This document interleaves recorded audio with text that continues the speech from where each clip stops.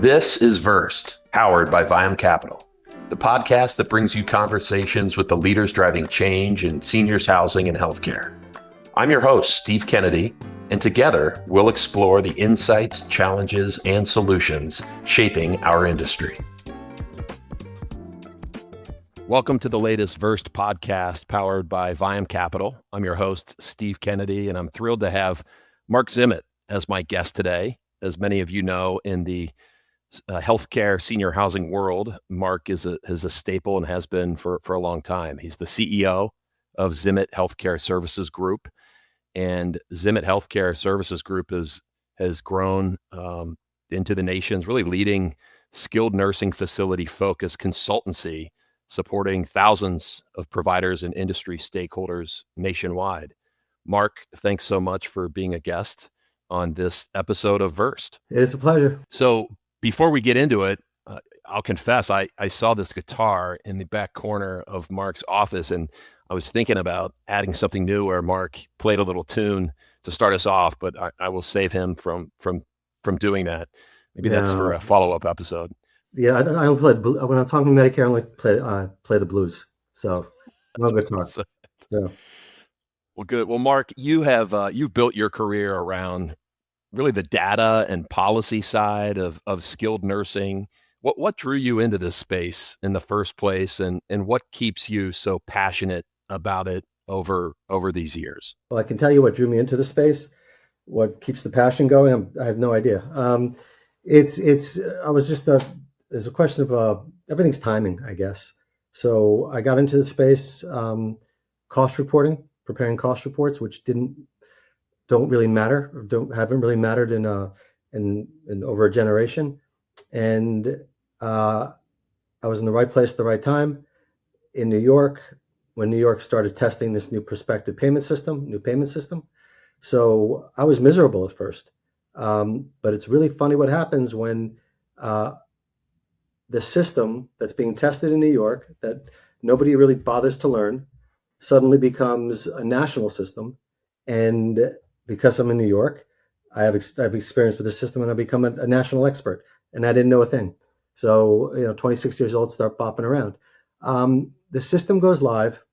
What's kept me passionate is I'm seeing an industry where the economics, the fundamental economics, are in decay.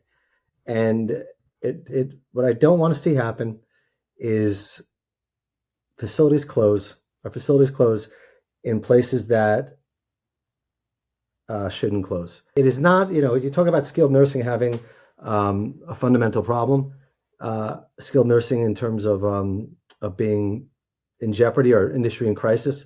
It's always perpetual crisis, it seems. But it's not that it's a crisis, it's uneven.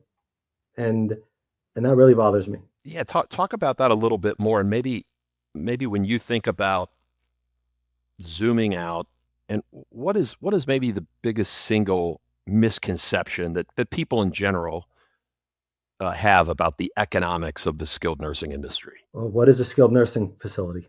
That's what I'll ask. Anybody asks what is a nursing home, somebody says they need a nursing home. Let's take the public view for a second. The public view. I'll start with my mother-in-law. Going back 15 years, had shoulder surgery. And after surgery, she needed some post-acute rehab, and she wasn't going to a nursing home. She would never she was going to a special area of the hospital, that had a special rehab and whatever. And I said, it's a nursing home. It's a nursing facility, if you would call it that.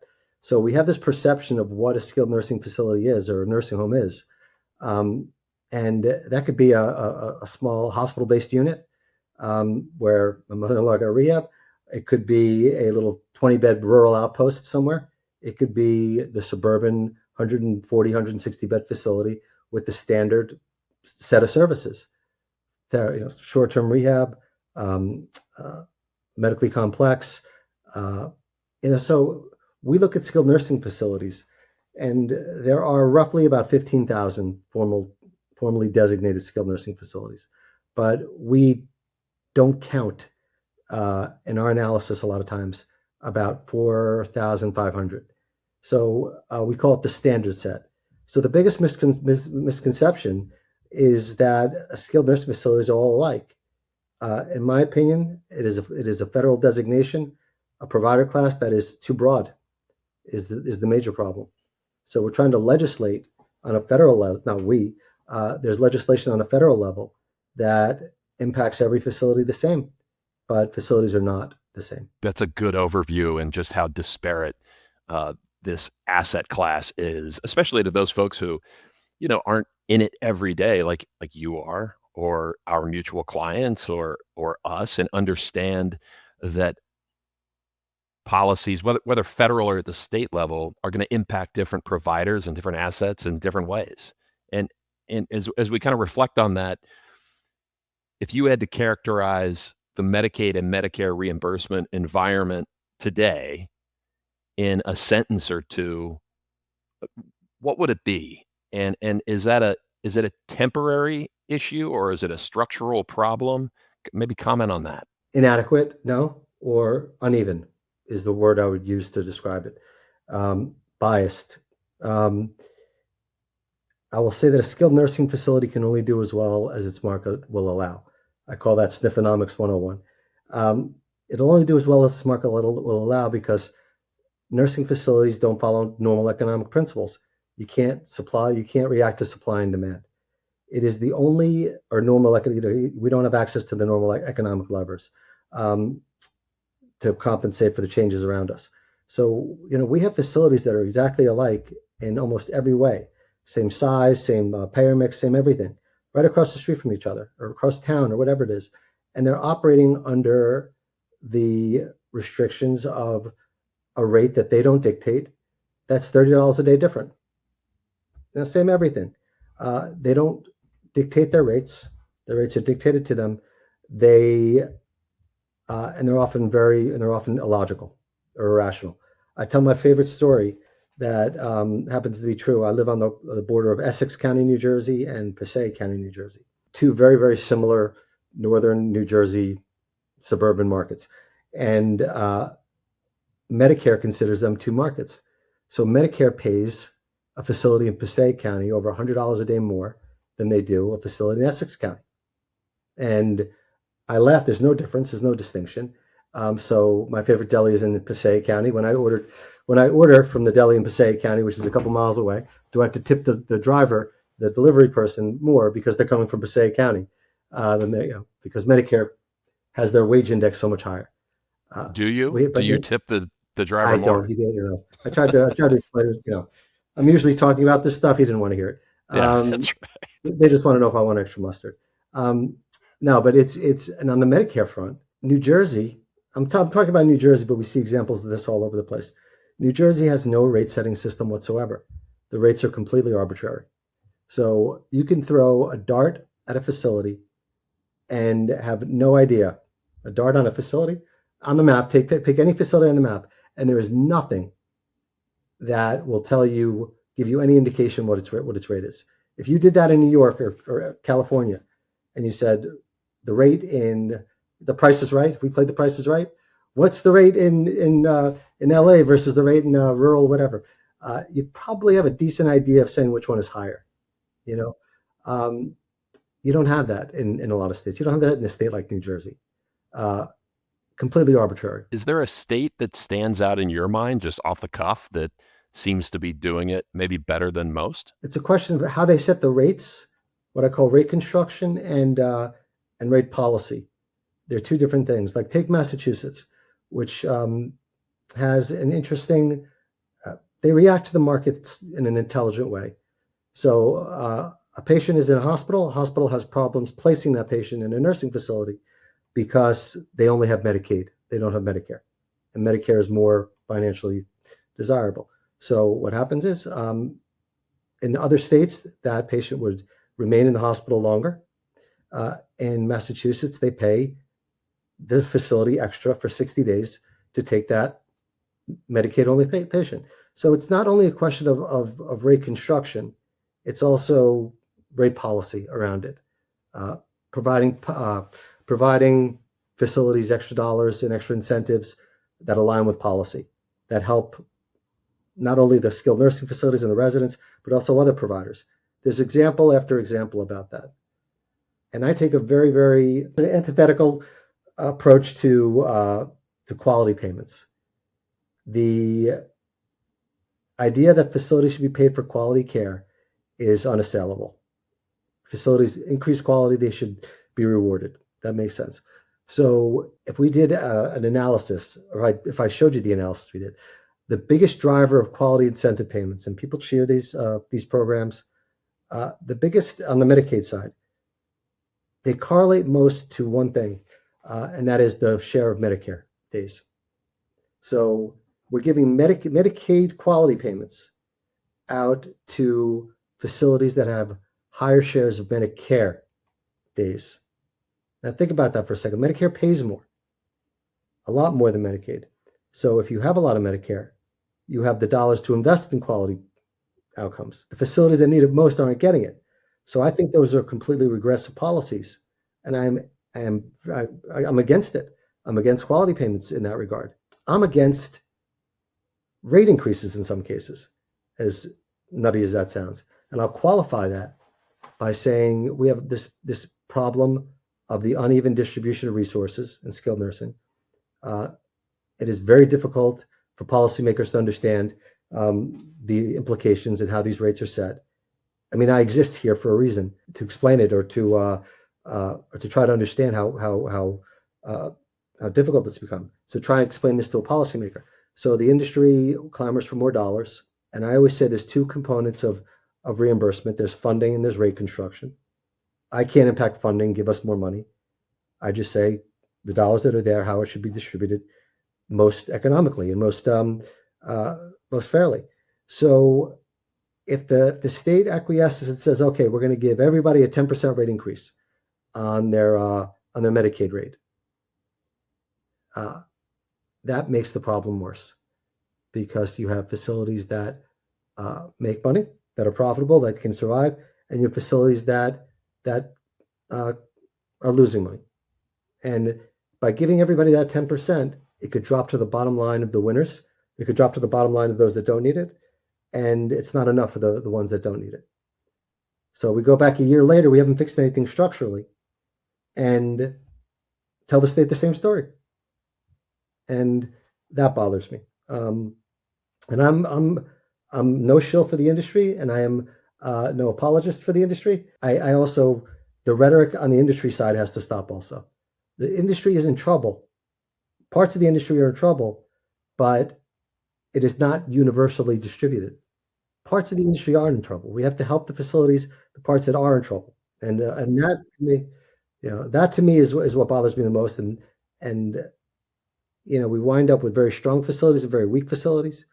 We have facilities that are almost vilified because they play by the rules and they make money. I like to say that I was, my birthday is December 29th. I was born 2 weeks early. Should my parents be charged with skirting their tax code because they had me early and they got to take me as a deduction on the 29th of December instead of my due date? I mean, that's sort of what we have here, and that's not an unfair. It's not really outlandish in terms of. Yeah, I love these analogies. I mean, between that, the deli. I mean, this is good product. It's coming from this conversation. Yeah, the subs are excellent with that deli. It's a great product. No, I follow you, and it shows. I mean, your healthcare conference, which you put on and do a fantastic job. I know several of our folks, from Tony Ruberg to Steve Munn and several others, attend that and get a lot of value out of it. But it shows you've centered yourself in an industry that not only are the assets disparate, but the policies in each state are different. And so to have someone that can try to wrap their arms around all of those, especially for operators that are operating skilled nursing facilities in multiple states, it's a really important service that you and your team are providing to so many skilled nursing owner operators out there, and we as a lender that do a lot of skilled nursing facility finance, both with Bridge and HUD. We need to lean on that expertise, so we know we're underwriting projects that are strong enough to service debt and not negatively impact or harm the FHA 232 mortgage insurance portfolio, and also advocate for those reimbursement tweaks that can help more uniformly, all of those constituents, and especially those solid operators. And I guess that would lead me to maybe a final question is, from your perspective, who is or what makes the solid operator that can reasonably thrive, deliver quality care, and grow a solid business in that kind of fragmented industry with those kind of headwinds? How would you describe that? Yeah, no. So yeah, obviously it's the competency of the operator is, you need efficiencies. You need standardized. You need to know locally. We see that a lot as well. It's strong, and we're seeing that more and more. You need strong local leadership for the larger organizations that are fragmented. If you have a strong team on the ground, and you have the economies of scale on the ground, and the local presence, the only time we really see operators get into trouble most often is when they enter a new market they're unfamiliar with, and they think or a new state they're unfamiliar with, and they think things work the same way in one state versus another. So there's no good states or bad states. Well, that's not true. There are a couple bad states, and there are some good states. But I used to hate that expression. But it is understanding the market dynamics in that state and the expectations. When the states change policy, states have a lot of power to change policy, regulation and rates, and sort of the industry evolved around that, like any ecosystem. So a facility in downstate New York needs 94% occupancy to survive. A facility in Texas might need 58% occupancy to survive. So it's understanding those local dynamics, the SNFonomics of each market and each culture that matter. And the staff is critical. But it's parts of the country, it's pockets of the country that are structurally unsound, little parts of it. And we try to raise awareness on that because ultimately we'll have to be fixed. It is a system that is too important to fail. Medicaid is the payer of last resort, not only for the for the resident, for the patient, but for the provider. Well, I've heard you use that term SNFonomics before, and it's a good one. It really captures a lot of what we've been talking about and the nuances of this is not a standard industry. It's complicated. Again, it's fragmented, and it's not a one size fits all. And Marc, thanks for your time. I know today's a busy day for you, and we appreciate you carving out a few minutes and all of the work we do, together for skilled nursing owner-operators throughout the country. Thank you. Well, thank you for having me. Well, that's our latest edition of Versed, powered by Viam. Tune in next time for an interesting and insightful conversation with our next guest. This is Steve Kennedy signing off. Thanks for tuning into Versed, powered by Viam Capital. The conversation doesn't stop here. Let us know what topics you want to hear, and let's make an impact in healthcare and seniors housing together. Until next time, I'm your host, Steve Kennedy, and this is Versed.